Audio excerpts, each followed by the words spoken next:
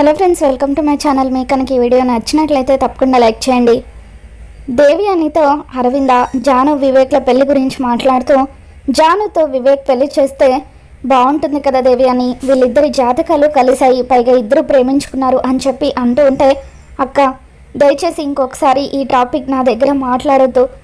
అసలు నా కొడుకు జాను మెడలో తాళి కట్టేందుకు కానీ, ఆ జాను ఇంట్లో కోడలుగా అడుగు పెట్టేందుకు కానీ తనకి ఎటువంటి అర్హత లేదు. నేను బతికుండగా జాను ఇంటి కోడలు అవ్వడం జరగదు అని చెప్పి దేవయాని కోపంగా అక్కడి నుండి వెళ్ళిపోతుంది. ఇక వివేక్ అరవిందతో, పెద్దమ్మ జానుతో నా పెళ్లి కనుక జరగకపోతే నా జీవితం ప్రశ్నార్థకంగా మారుతుంది, నా భవిష్యత్తు అంధకారం అయిపోతుంది, ఏదో ఒక విధంగా జానుతోనే నా పెళ్లి జరగాలి పెద్దమ్మ అని చెప్పి వివేక్ అంటూ ఉంటే, ఇకప్పుడు అరవింద ఒకవేళ జాను కూడా నిన్ను నిజంగా ప్రేమించి ఉంటే మీ ప్రేమే మీ ఇద్దరిని కలుపుతుందని చెప్పి అరవింద అంటూ ఉంటుంది. మరోవైపు దీక్షితులు గారు మిత్రగండాలకు పరిష్కారం దొరికిందని లక్ష్మికి ఫోన్ చేసి చెప్పడంతో లక్ష్మి పరుగున దీక్షితులు గారి దగ్గరికి వస్తుంది. ఏంటి దీక్షితులు గారు, ఏదో పరిష్కారం దొరికిందని చెప్పి అలా మౌనంగా ఉండిపోయారేంటి అని చెప్పి అంటూ ఉంటే, ఇకప్పుడు దీక్షితులు గారు, అమ్మ లక్ష్మి, మొక్కలు నాటినప్పుడు చినుకులు పడితే మనకి సంతోషంగా ఉంటుంది, అదే వరదలు ముంచుకు వస్తే అది బీభత్సం సృష్టిస్తుంది. ఇప్పుడు మన పరిస్థితి కూడా అలాగే ఉంది.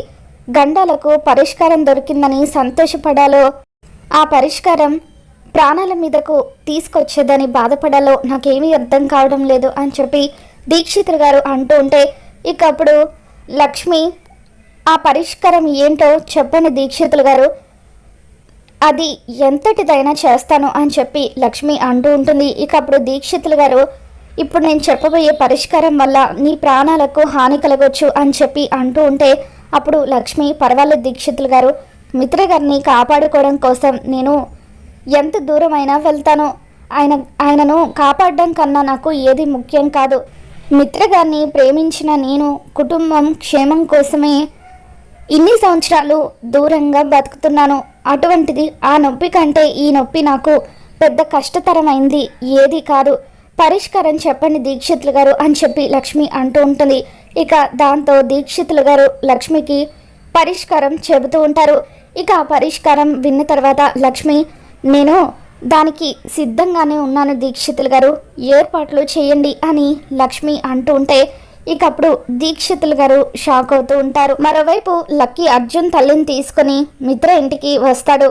కారు దిగిన తర్వాత, గ్రాని, నువ్వు లక్కీ కోసం ఫ్రూట్స్ తీసుకొస్తానన్నావు కదా, నువ్వు వెళ్ళు, నేను లక్కీని చూడ్డానికి వెళ్తాను అని చెప్పి ఇక అలా జున్ను పరుగున వస్తూ ఉంటే, ఇకప్పుడు మనీషా దేవి అని ఇద్దరు కూడా బయటనే నిలబడి ఉంటారు. ఆంటీ, వాడిని చూసారా, ఏదో సొంత అక్కకో చెల్లికో ఏదో అయినట్టుగా ఎంతో ఓవర్ యాక్షన్ చేసుకుంటూ వస్తున్నాడు అని చెప్పి మనీషా అంటూ ఉంటే, అవును మనీషా, నువ్వు చెప్పేది నిజమే, ఉండు వీడి సంగతి చూద్దామని చెప్పి, ఏంట్రా ఎక్కడికి వస్తున్నావు అని చెప్పి అంటూ ఉంటే, లక్కీకి ఒంట్లో బాగోలేదు కదండి, అందుకే చూడడానికి వచ్చాను అని జున్ను అనగానే, ఇకప్పుడు దేవి అని, ఏంట్రా ఏదో నీ అక్కకో చెల్లికో ఏదో అయినట్టుగా అంత తెగ ఓవర్ యాక్షన్ చేస్తున్నావేంటి అని చెప్పి అంటూ ఉంటే, బాధపడడానికి అయిన వాళ్ళే అయి ఉండాల్సిన అవసరం లేదు కదండి, మనకి బాగా కావాల్సిన వాళ్ళు, ఇష్టపడే వాళ్ళు అయితే సరిపోతుంది కదా అని చెప్పి జున్ను అంటూ ఉంటాడు. ఇక అప్పుడు దేవి అని, నేనైతే నానుకున్న వాళ్ళకు ఏదైనా జరిగినా కూడా నీ అంత ఓవర్ యాక్షన్ చేయను అని చెప్పి అంటూ ఉంటే, అలాగా అండి, ఇందాక మీ అబ్బాయిని బండి గుద్దేసి వెళ్ళిపోయింది, అప్పుడు ఆయన కింద పడ్డారు, మరి ఆయనకి ఇప్పుడు ఎలా ఉందో ఏంటో అని చెప్పి అంటూ ఉంటే, ఏంట్రా నువ్వు అనేది, నా కొడుకుని బండి గుద్దేసిందా, వివేక్కి దెబ్బలు తగిలాయా, ఇప్పుడు ఎలా ఉందో ఏంటో అని చెప్పి దేవి అని కంగారు పడుతూ వెళ్తూ ఉండగా, ఆగండి, మీ అబ్బాయికి ఏమీ కాలేదు, ఊరికే మీరు దగ్గర వాళ్ళకి ఏమైనా అయినా కూడా పట్టించుకొని అన్నారు కదా, అందుకే నేను అబద్ధం చెప్పాను, మీరు బాధని మర్చిపోయినట్టున్నారు, అందుకే మీకు బాధ ఎలా ఉంటుందో గుర్తు చేశాను, ఇంకొకసారి ఎప్పుడు కూడా ఎదుటి వాళ్ళ బాధని ఎగతాళి చేసి మాట్లాడకండి అని చెప్పి జున్ను అలా వార్నింగ్ ఇస్తూ లోపలికి వెళ్తూ ఉంటే, ఇకప్పుడు జున్ను మాటలు విని మిత్ర షాక్ అవుతూ ఉంటాడు. అప్పుడే అక్కడికి వచ్చిన వివేక్ కూడా జున్ను మాటలు వింటాడు. మనీషా దేవి అనితో, ఆంటీ, అగ్గిపుల్ల గీసి వీడిని మనం భయపెడదాం అనుకుంటే వీడు అణుబాంబులాగా పేలి మనల్ని భయపెట్టాడేంటి అని చెప్పి అంటూ ఉంటుంది.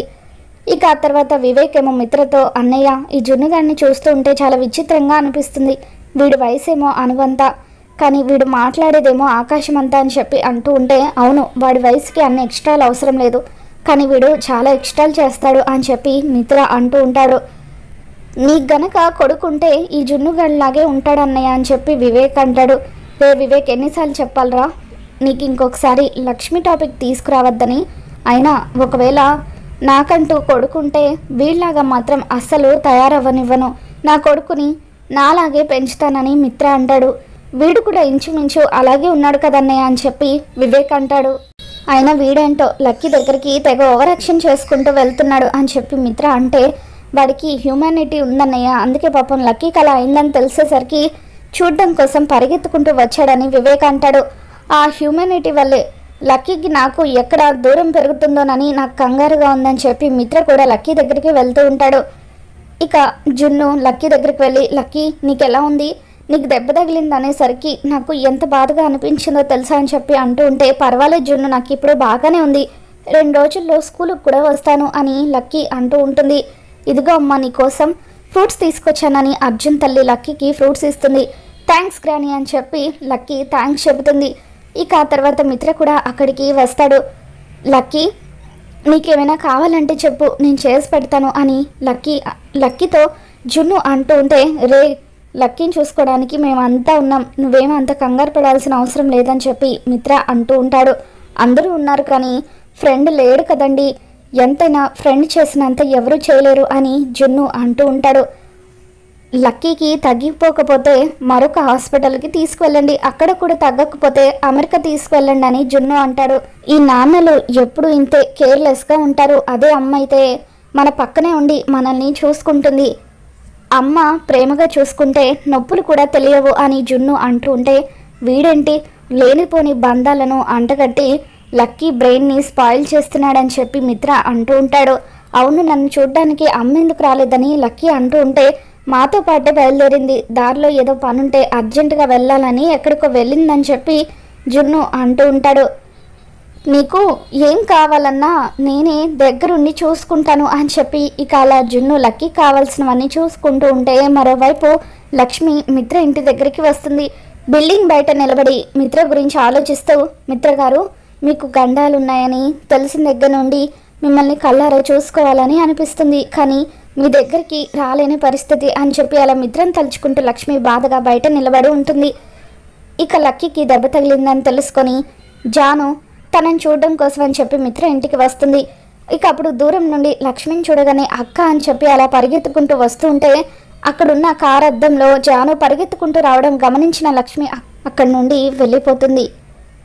కొంచెం ఉండుంటే జాను నన్ను చూసేది అని చెప్పి లక్ష్మి కంగారు పడిపోతూ ఉంటుంది. మరోవైపు జాను అలా లక్ష్మిని చూసినా కూడా నేను చూసింది లక్ష్మి అక్కనా కాదా, నాకు అచ్చం అక్కలాగే అనిపించింది, ఒకవేళ నేనేమైనా పొరపాటు పడుంటానా అని అలా ఆలోచిస్తూ ఇంట్లోకి వస్తూ ఉంటే, జానుని చూసి దేవి అని మనీషాతో, కొన్ని కుక్కలేమో పిలిస్తేనే వస్తాయి, మరికొన్ని కుక్కలు పిలవకపోయినా వస్తాయి, ఏంటో సిగ్గుమాలిన జీవితం అని చెప్పి అంటూ ఉంటే, ఆంటీ మీరు అన్నది జాను గురించా, కుక్కలు అంటుంటే నేను ఇంకా ఎవరి గురించో అనుకున్నాను అని చెప్పి మనీషా అంటూ ఉంటుంది.